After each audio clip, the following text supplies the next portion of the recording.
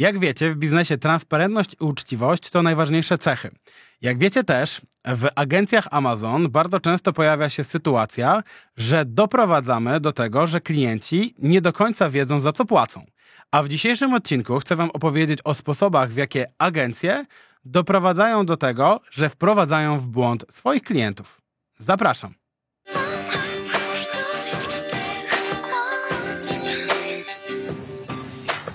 Zacznę od tego, że sami prowadzimy agencję, dlatego jest to pewnego rodzaju miecz obusieczny. Wiele z tych kwestii na przestrzeni lat w agencji AMZ Team Pro na pewno też miało swoje miejsce. Natomiast dzisiaj, kiedy nasza branża dojrzewa, chcielibyśmy, aby każdy klient, który korzysta z usług agencji Amazon, wiedział, za co płaci. Dlatego dzisiaj opowiemy Wam o 10 sposobach, w jakie agencje wprowadzają bądź wprowadzały w błąd swoich klientów, żeby wciągnąć ich do sprzedaży na Amazon. Sell Globally.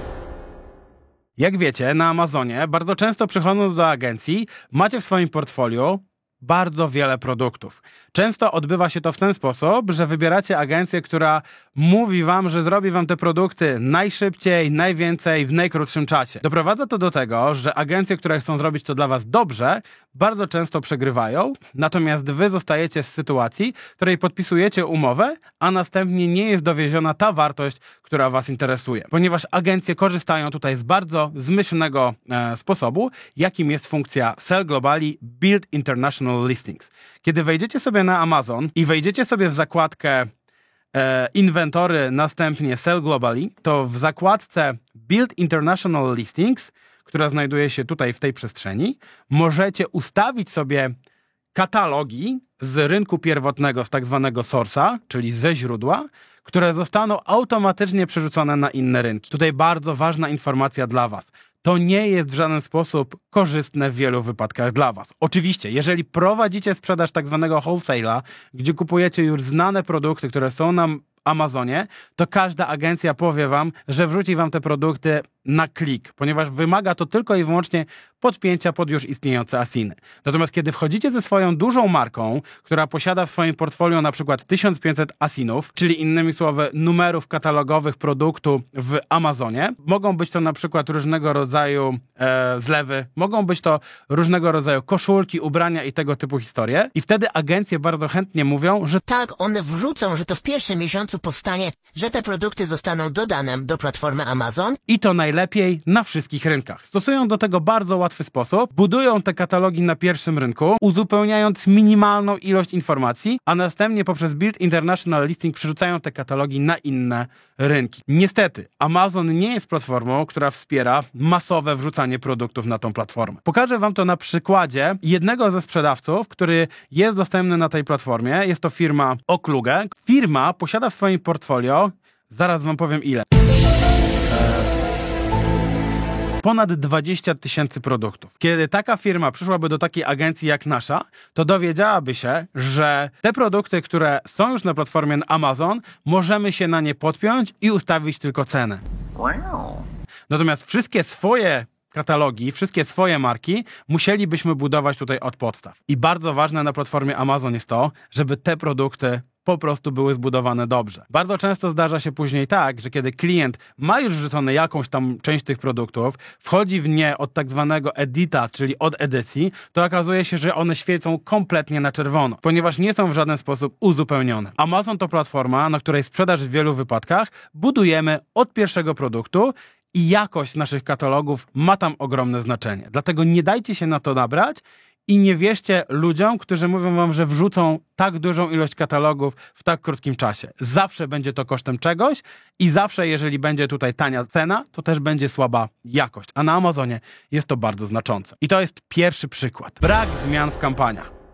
Bardzo często na Amazonie jest tak, że kiedy przychodzicie do agencji, to dowiadujecie się, że jednym z najważniejszych czynników, które wpływają na budowanie rozpoznawalności waszych produktów, rozpoznawalności marki, jest tak zwany campaign manager, czyli menadżer kampanii na Amazonie, tak zwany advertising console. I bardzo często również dowiadujecie się o tym, że te kampanie będą dla was prowadzone, one zostaną założone, będą optymalizowane. Być może nawet dostajecie raporty od tych agencji. Raporty, które mówią wam o tym, że kampanie zostały założone bądź zoptymalizowane. Bardzo często te optymalizacje nie oznaczają niczego innego jak samego faktu, że ktoś zalogował się do tego advertising console. I możecie bardzo łatwo sprawdzić, czy rzeczywiście kampanie, które dla was są stworzone przez agencje, zachęcam was do tego, żeby agencje zostawiały na początku nazwy swojej kampanii, na przykład swoją nazwę, bądź też nazwę account managera lub też jego, tak jak w tym wypadku jest u nas na naszym koncie, naszego account managera, dzięki czemu po wejściu w tą kampanię i po przejściu na zakładkę history możemy sobie zawsze sprawdzić, jak wyglądały tutaj wszelkiego rodzaju działania na tym koncie i kiedy one tak naprawdę się odbyły, ponieważ jest to bardzo, bardzo istotna kwestia. Jeżeli ktoś wam mówi, że docelową wartością są dwukrotna modyfikacja, dwukrotne zmiany na tej kampanii w ciągu tygodnia, a następnie wchodzicie sobie w historię i okazuje się, że ostatnia zmiana miała miejsce na przykład 10, miała miejsce na przykład 15, miała miejsce na przykład 30 dni temu, 40 dni temu, czy tylko tak naprawdę kampania została założona, to może się okazać, że jesteście najzwyczajniej w świecie sprowadzani w błąd, ponieważ w takiej sytuacji najczęściej ta kampania po prostu nie będzie działała. Mitem jest informacja o tym, że jeżeli kampania działa, to nie należy z nią nic zrobić, bo zawsze jest coś, co można w niej zrobić jeszcze lepiej. Zawsze można zwiększyć w niej budżet, zawsze można w niej sprawdzić, gdzie uciekają wam pieniądze, bądź gdzie są wam przynoszone te pieniądze i które produkty tak naprawdę konwertują. Więc nie wierzcie w to, jeżeli ktoś wam o tym mówi, że wystarczy tylko i wyłącznie założyć kampanię i nie wierzcie w taką informację, jaką otrzymujecie, że te kampanie są optymalizowane, ponieważ optymalizacja w bardzo wielu wypadkach nie oznacza nic innego jak sam fakt, że ktoś zaglądnął do tej kampanii. Tak się nie robi. Duża ilość bez jakości. Trzeci przykład jest bardzo mocno połączony z pierwszym, ponieważ tutaj, tak jak wam wspominałem, bardzo często dochodzi do tego, że agencje obiecują wrzucanie bardzo dużej ilości produktów, takich świeżych, na tą platformę, żeby następnie wrzucić je po prostu po macoszemu. Bardzo częstą praktyką na Amazonie jest fakt, że wrzucane są asiny, produkty, czyli te numery katalogowe Amazonu, nie uzupełniając tam dostatecznej ilości informacji. Często nie wybierając odpowiedniej kategorii, czy też używając tak zwanych placeholderów, co doprowadza do niczego innego, jak do faktu, że potem te produkty posiadają bardzo zły kanoniczny URL, czyli adres, na którym mogą one być wyszukiwane na przykład w przeglądarce Google'a. Doprowadza to do tego, że te produkty po prostu się nie sprzedają, ponieważ są wrzucone na szybko po to, żeby tylko były. Często dużo lepiej będzie wrzucić ten produkt po wykonanej pracy, kiedy posiadamy już tytuł, bullet pointsy, odpowiednio zrobione zdjęcia, czy też na przykład A+ content albo opis waszego produktu. Jedynym wyjątkiem może być sytuacja, w którym macie na przykład 3-4 zdjęcia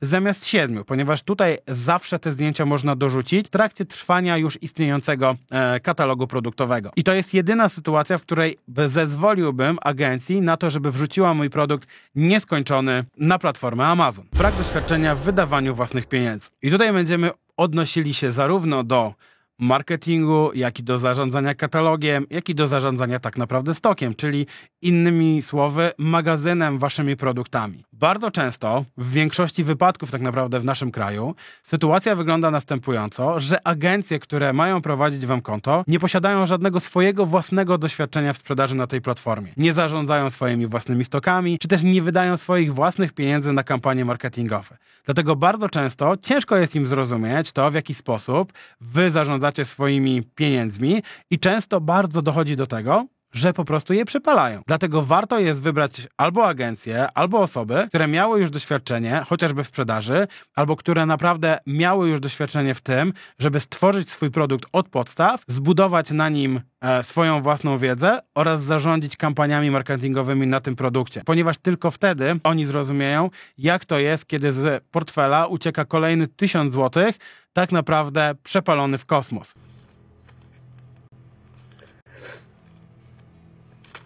Często oczywiście jest to potrzebne, często oczywiście jest to wynikiem jakiejś strategii. Natomiast w sytuacji, kiedy po tej drugiej stronie macie osobę, która opiera swoją wiedzę tylko i wyłącznie na strategii, nie rozumiejąc, że rzeczywiście to nie są tylko cyfry, to co widzi tutaj na platformie Amazon, tylko że to są rzeczywiste pieniądze, to w takiej sytuacji zdecydowanie łatwiej się pracuje, ponieważ macie po drugiej stronie partnera, który przeżył i przeżywa to samo co wy.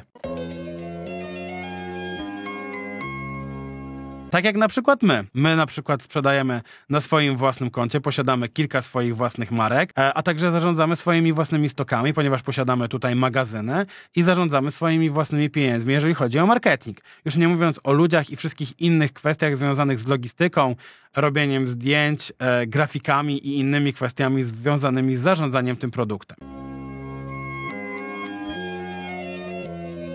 Automatyczna optymalizacja kampanii PPC. Bardzo często jest tak, że agencje, kiedy mówią, że będą zarządzały waszymi kampaniami, to podłączają tam różnego rodzaju automaty pokroju właśnie chociażby Atomica, z którego my też korzystamy, czy też Samurai Sellera, czy innego oprogramowania, które na bieżąco optymalizuje wasze kampanie. Tych narzędzi na rynku jest tak naprawdę całkiem sporo. Jest to na przykład Bidix, którego macie tutaj przed oczyma, czy też Samurai Seller, który doprowadza do tego, że te kampanie są podłączane, są tam ustawiane podstawowe reguły i tak naprawdę na podstawie tych podstawowych reguł dokonuje się automatyzacja. Nie wierzcie w to, że zarządzane kampanie tylko i wyłącznie w sposób automatyczny będą zarządzane optymalnie. Zawsze potrzebna jest tam odpowiednia doza ludzkiego czynnika. Jeżeli chodzi o marketing na Amazonie, to jest on na tyle żywym środowiskiem, że jeżeli widzicie tam zbyt częste z kolei zmiany, na przykład w historii zmian na produkcie, to możecie się domyślać, że załatwia to właśnie automatyczny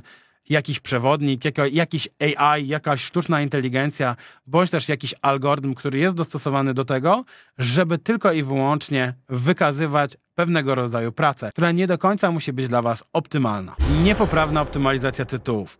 Wielokrotnie zdarza się nam, że kiedy nasi klienci zdecydują się na przykład na audyt naszej pracy i przychodzi do naszego klienta nasza konkurencja, która audytuje na przykład tytuły, katalogi i tego typu kwestie, to zaczyna ona od tytułu. Bardzo często jest tak, że agencje, mając jeszcze jakąś starą wiedzę, proponują klientom fakt, żeby ładować do tego tytułu jak najwięcej słów kluczowych, żeby budować jak największe search volume. Szczególnie na początku życia ich produktu. Jest to po prostu jedna wielka ściema. Kłamiesz, kłamiesz, kłamiesz, kłamiesz. Amazon w swoich materiałach, jak i w doświadczeniach, w AB testach pokazuje, że najważniejszą kwestią jest pierwsze 60 znaków i to tam powinien być umieszczony najważniejszy keyword, najważniejsze słowo kluczowe dotyczące waszego produktu. Natomiast dalej nie powinniście mieć tam nadźganych informacji o innych słowach kluczowych, natomiast powinny być to słowa kluczowe